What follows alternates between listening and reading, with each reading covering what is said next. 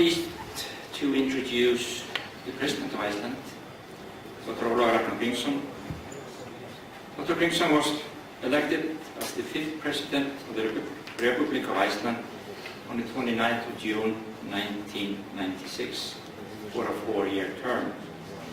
He was re-elected in the year 2000, 2004 and 2008. Dr. Ólafur Ragnar Grímsson has a PhD degree in political science. He was a professor at the University of Iceland, served as a member of Alþingi, the parliament, was a Minister of Finance 1988 to 1991, and served as a chairman of the People's Alliance Party. Dr. Ólafur Ragnar Grímsson was a chairman and a later international president of the International Association of Parliamentarians for Global Action, or PGA, in the years 1984 to 1990, and has sat on the board since. The PGA is an association of over 1,800 parliamentarians in about 80 countries.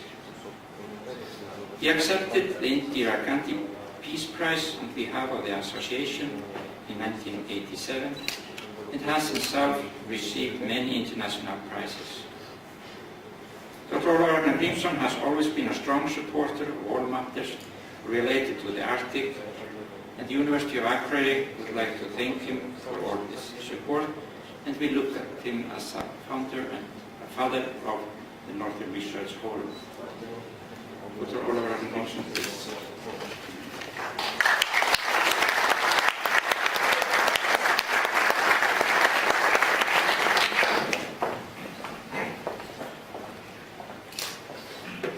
Premier of Greenland, who be clients, ambassadors, scientists, scholars, dear friends, it is indeed a great pleasure to welcome you all to Iceland, to this open assembly of the Northern Research Forum, joining you in this important discussion on our ice-dependent world, although it is perhaps a little paradoxical to host a meeting in the hottest town in Iceland, Hveragerði, where people have made their living in almost half a century from utilizing the heat coming from the earth to cultivate vegetables and lay the foundation of a healthier life for us here in Iceland.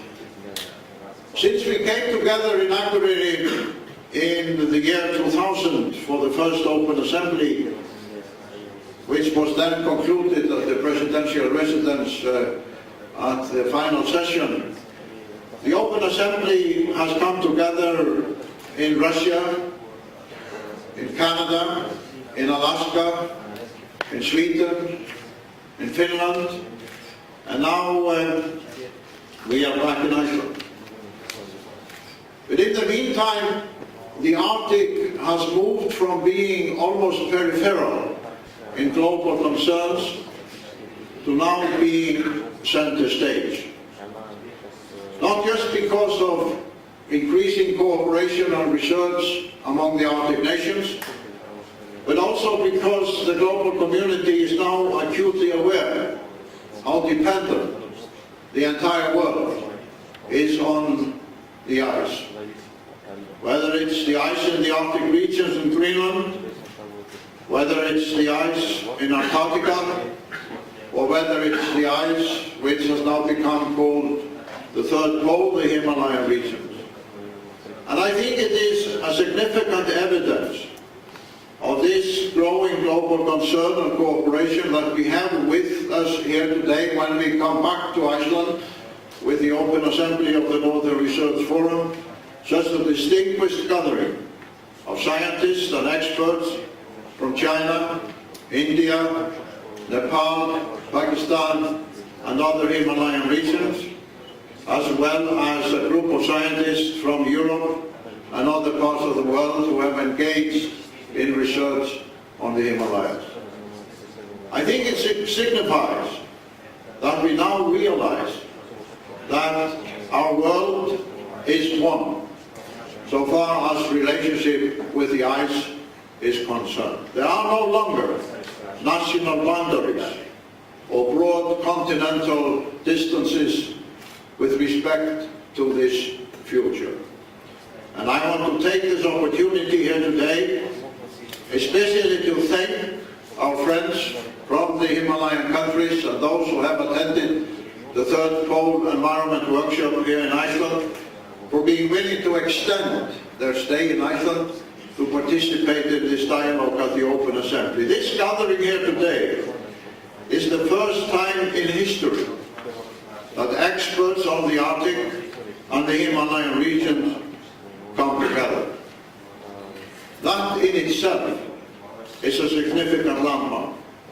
But it also provides great hope that whether we come from countries near and far, we now see ourselves as one community, so far as these issues are concerned. And we also realize that the future of our countries, as well as the future of the world, must depend on scientific research and examination and scholarly dialogue on what's happening to the ice regions of the world. We could even say that with respect to the world as a whole, what has happened in the 10 years that have passed since we first came together in the Open Assembly of the Northern Research Forum is that the Arctic, together with Antarctica and the Himalayan region, has become the new intellectual frontier with respect to research, discoveries, and active scholarly cooperation. A frontier which 10 to 15 years ago did not exist in the global intellectual community. And this new frontier, as I call it, must not only focus on research and scientific cooperation, but also on new policy discussions between representatives of the countries that belong to the Arctic, but also from communities and countries in other parts of the world that are related to glacial regions. We cannot, in the North, conduct a dialogue on our future without engaging people from other continents and other parts of the world. And this meeting here today, I think, signifies in a strong way that we now recognize that what we thought 10 years ago was an inter-Arctic concern must now become a focus of wide-ranging global scientific and policy cooperation. In this respect, cooperation between universities and research institutions in the Arctic and creation of projects together with institutions of learnings in other parts of the world, including, as we are seeing here, from the Himalayan countries, have, in my opinion, reached a new and higher level of priority. And the reason is simple. Without extensive scientific knowledge and firm basis in research, the needed comprehensive policy formulations, not just in the North, but also in other ice-covered regions of the world, are likely to have only very limited success. Our progress, the fate of the people in the Arctic, and also, I will say, in the Himalayan regions, must therefore be firmly founded on scientific findings. And in this respect, the training of young scholars and scientists is of great importance. That is why the Northern Research Forum has always been very much concerned by inviting not just established scientists and leading scholars to our assemblies, but also invite research students from the Arctic countries to come to our gatherings. And it is a sign of the growing interest among the young academic community that 60 distinguished scholars, young scholars, applied to be with us here. But we only could accept, as Lassie said before, 14. But the number of those who applied is a welcome indication to all of us that there is emerging a strong, vibrant and interested young community of scholars and scientists. But I also want to share with you how I have, in encounters with people and leaders in faraway places, learned how the experience of Arctic cooperation is now becoming of great interest to others. And a fascinating example of this was a discussion I had a few years ago in Bangladesh, when a government minister, he was the Minister of the Environment, but he also happened to be what they call a tribal king. His tribe numbered 400,000 people, which might sound small in Bangladesh, but sounds big in Iceland. And he had familiarized himself in great detail with the rights and the political challenges facing the indigenous people of the Arctic. He had studied extensively the role which the formal indigenous organizations and their representatives have now had established within the Arctic Council.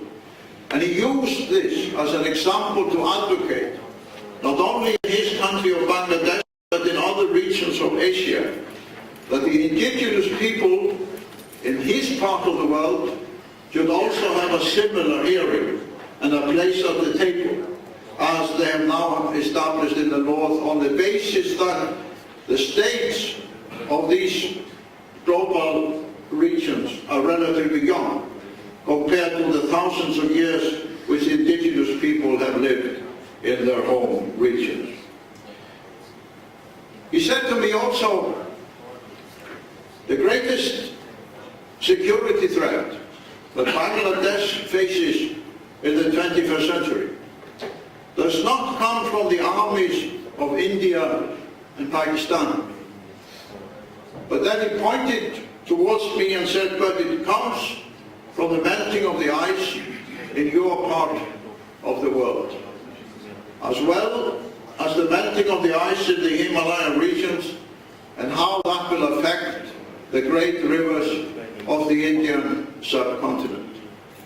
It was a clear evidence that leaders of indigenous peoples as well as government ministers in countries as far away as Asia have now recognized that the greatest threat to the security of their people depends on what happens to the ice in the ice-covered regions of the world. And therefore, I think it is highly appropriate, not just for us in the Arctic and the North, but for the entire world, that the theme of this Open Assembly should be what it is: our ice-dependent world. And indeed, I think it is a welcome evidence of how far we have moved in the political consciousness and acceptance of global change and climate change and the need for environmental concerns, that all of us now recognize, and other people also, that this is a relevant title. 10 years ago, it wouldn't have made sense to host an assembly with this title.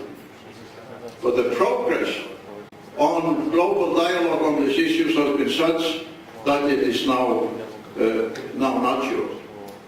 We are also helped in this respect with political innovation, which was mentioned here briefly before, political innovation which has taken place in the Arctic and the North, and in many ways also could become a model for other regions.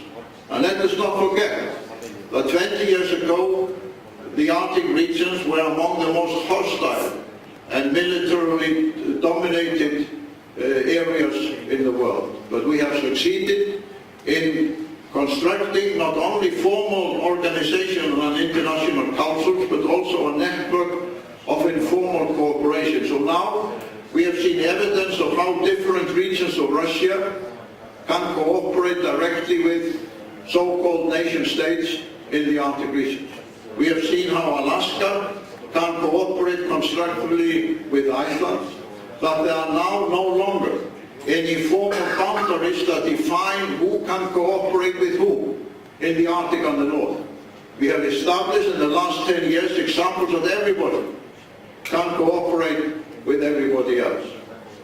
And I want to welcome especially here today my friends from Alaska, especially Governor Hinkle's son and his family, because the late Governor Wally Hinkle, former governor of Alaska and Secretary of the Interior in the Nixon administration, who died a few years ago in old age, was one of the pioneers of cooperation in the North, long before any of us who are here in this room saw the need for across national boundaries among the people in the Arctic and the North. This remarkable man of Alaska led visits to Russia and other parts, trying to draw people together even at the height of the Cold War. He came to Iceland about 10 years ago. I must admit, I haven't heard very much about him, but he inspired me such that to me it has been one of the great privileges of my presidency not only to get to know him, but also to learn from his vision and his remarkable book about the commons of the earth. A monumental thesis on how we must all come together in the interest of mankind. As I have tried to describe here in these short opening remarks, our concerns have now moved from being solely on the Arctic and the North to become truly global. Not just because of the need for scientific cooperation, but also because the development of the Arctic, the development of the energy, how it will be utilized, the possibility of the opening up of new sea routes through the North, linking Asia and Europe and America in a new way, but also due to the ocean resources, which the melting of the ice will open up in a new way, how we cooperate, for example, on the fisheries in the Arctic, the need to preserve the fish stocks and create a new legal framework to do that in a responsible way, to formulate new laws and regulations, which will be a topic of a conference which will start in Greenland later this week. All of these issues, the future of energy utilization in the Arctic, where about a quarter of the untapped energy reservoirs of the world are be found, the opening up of new sea routes with all the opportunities, but also the challenges and the difficulties and the environmental threats that those opening sea routes will entail, and also the utilization in a responsible way of the ocean resources in the Arctic. All of this creates a concrete need for active cooperation and scientific research. So, my dear friends, what we are discussing here today and tomorrow, what has brought us all together, signifies a new level of international urgency. Because quite frankly, we do not have much time. Scientists have told us in recent years that climate change is happening 3 times faster in the Arctic than in other parts of the world.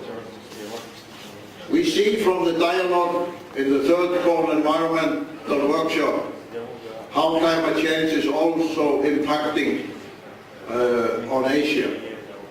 And I will never forget the dialogue I had in Yunnan last September in China, when I learned from the local mayor and representatives of the local council how 4 of their 15 glaciers had already disappeared, how the changes in the water systems in this Chinese region was now forcing them to vacate villages in the hills and bring people to different locations, how the famous water system in their ancient city was now being threatened.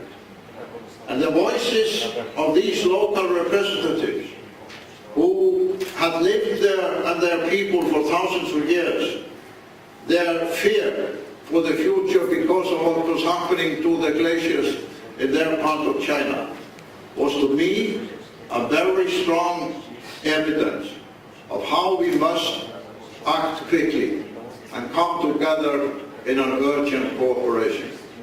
And what we are doing here today and tomorrow with people from the countries in the Himalayas, from all the regions in the Arctic and other countries in Europe, is to demonstrate to the world that we can indeed have a successful and productive dialogue of how the urgent policies to prevent the disastrous effect of the disappearance of the ice must be based on scientific cooperation and sound knowledge.